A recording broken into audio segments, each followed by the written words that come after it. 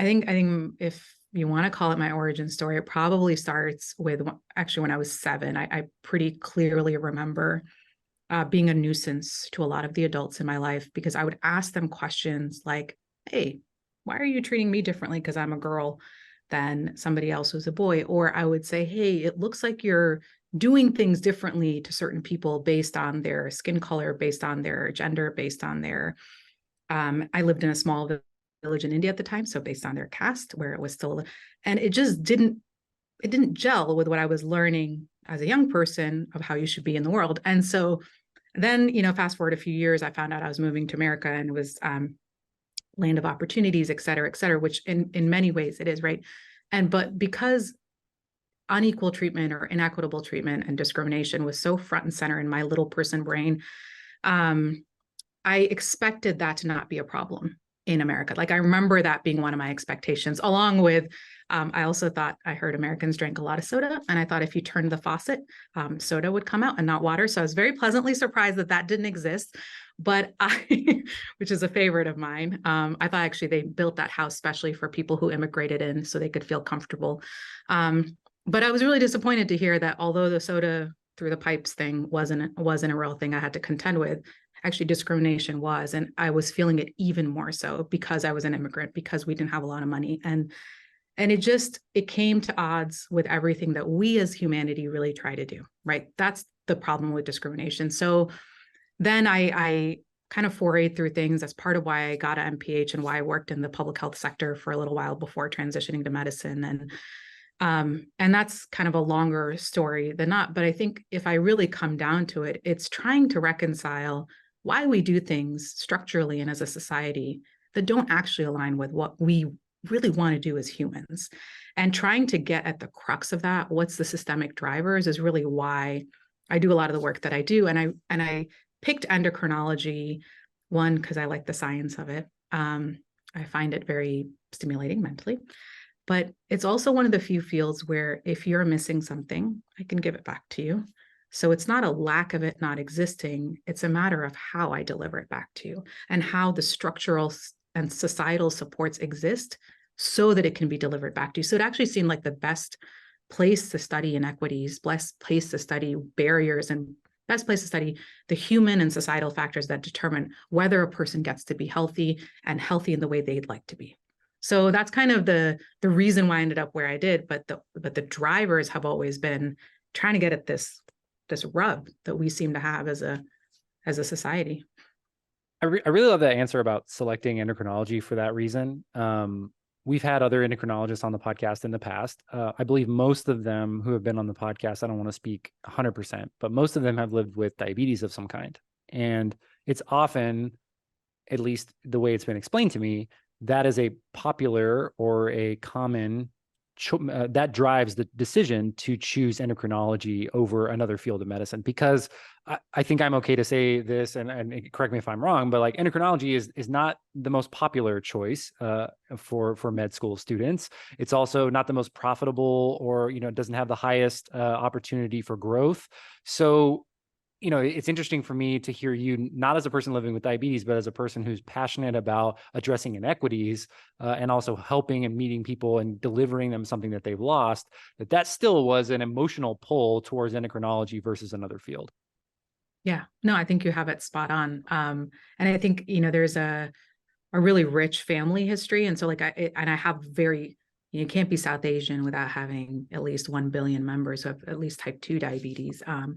And so I think I saw, and that was the other piece, is I remember as kind of a younger person in my teenage years, when I was actually very sure I didn't want to be a doctor. I was actually unequivocally sure about that because I just saw it as a system that perpetuated disparities. And I remembered seeing how care was delivered. And that's part of why I ended up in this public health sector first. But in the end, the thing that brought me in is that you get to be a little bit personal and you really have the ability to, yeah, you can have a chronic disease, but be healthy. Doesn't have to stop you from being, so.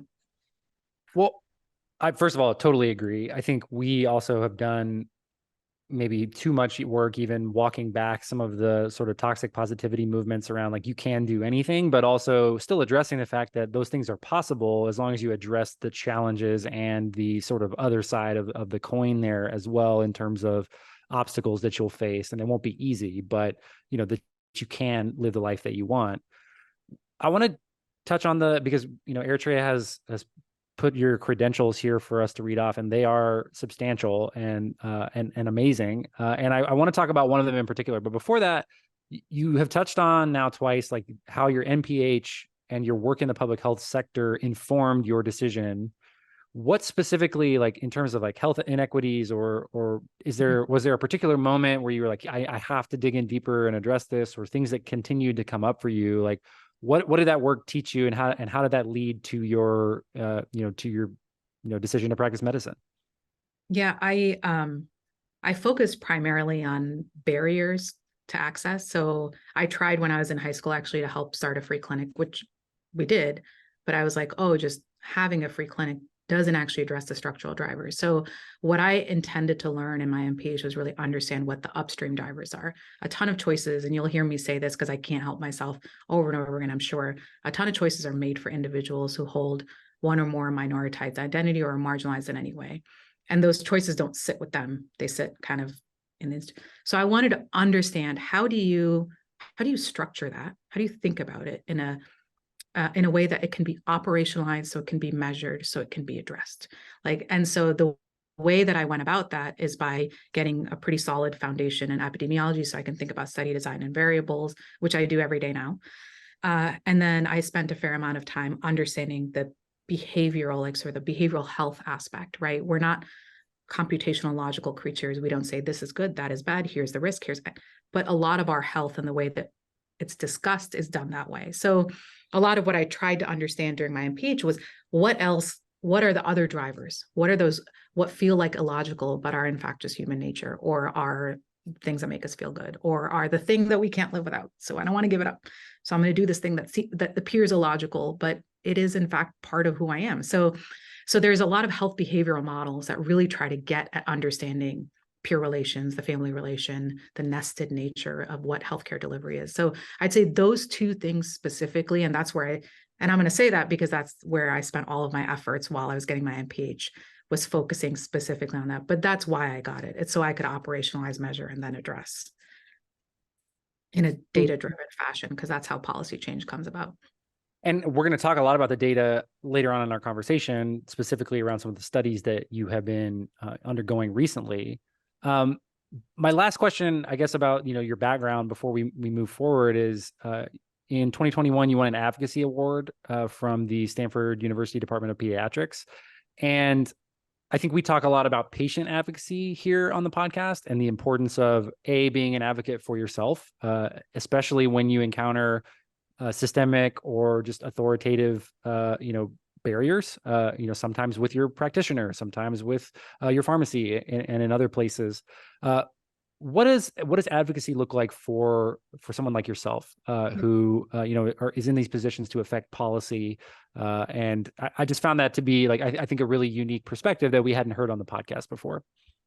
Yeah, I think there's lots of ways that people who hold privilege, right, which you gave the introduction about what I do right now, right? I'm an assistant professor at Stanford. There's some inherent privilege to all of that, which means that, and then I work with colleagues who also hold some inherent privilege. And so the way I've chosen to go about advocacy, and this gets to some of the things we might talk about later, but truly science, study design, data analyses, they make me happy. You can already see the smile on my face. It's a little nerdy, can't help, but the truth is it makes me happy. And so what I try to do is ask those policy relevant questions. So I think part of the reason why I was nominated and got the advocacy award is because the specific kinds of study questions that I asked did, again, coming back to how do we operationalize so we can address. So one of the studies is on the fact that interruptions to CGM utilization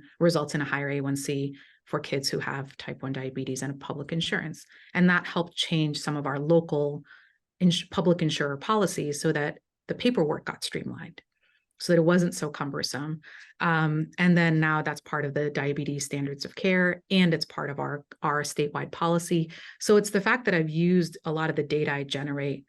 I try to generate data that are policy relevant, and then I try to make sure it doesn't just stay with me or in some medical journal that we just oh yeah, good job me. But it goes to where it needs to do the work. And where it needs to do the work is for people to know, the individuals living with diabetes, their parents, their families, to know, yeah, you're not alone. Other people have the same issues you do.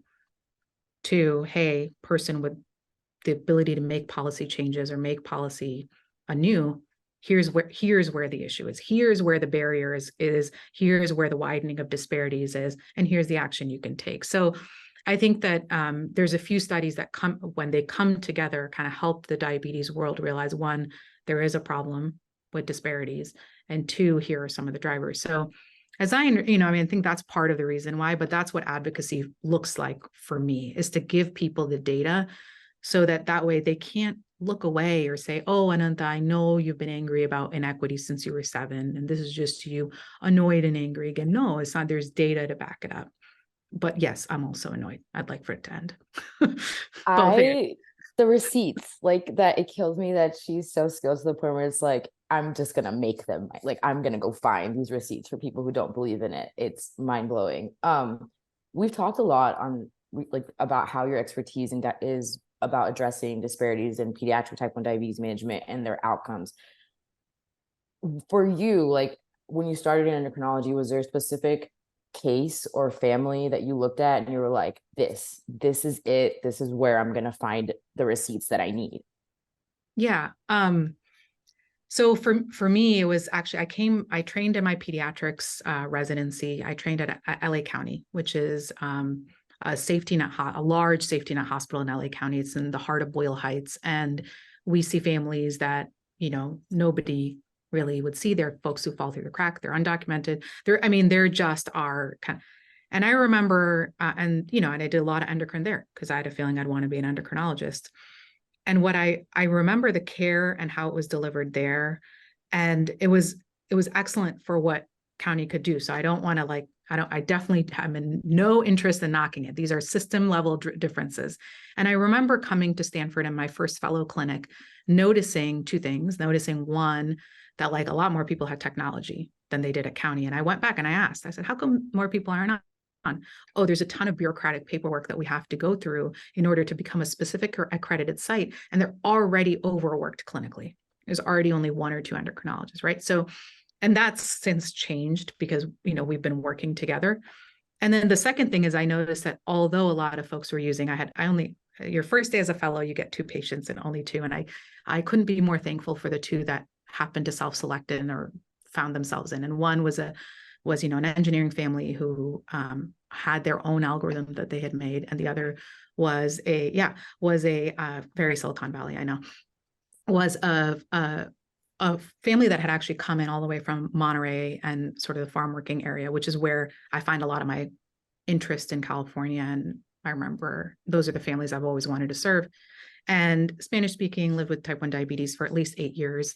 And they were on MDI and finger stick blood glucose. And I just couldn't get over the contrast there. And it made me wonder, hey, Ananta, who tends to see inequities, is this just something that you happen upon? And then as I kind of looked across, there was a clear trend that had emerged. And I wondered whether that really existed nationally as well. But it was these 2 families, but specifically their contrast and the fact that I came from a safety net hospital, all of it coming together. And the reason to hone in on diabetes technologies, I see it as a modifiable risk factor. And there's very few modifiable, right? I can't change my gender. I can't change my ancestry, but I can change, whether I get to have access to diabetes technology or not. So to me, it was a modifiable risk factor that was disproportionately available. And I just needed to, but I wasn't sure if that was the case yet. I had a feeling, and then that's what the next 2 to 3 years was documenting. Yeah. It's exactly what we think is happening. It's inequitable.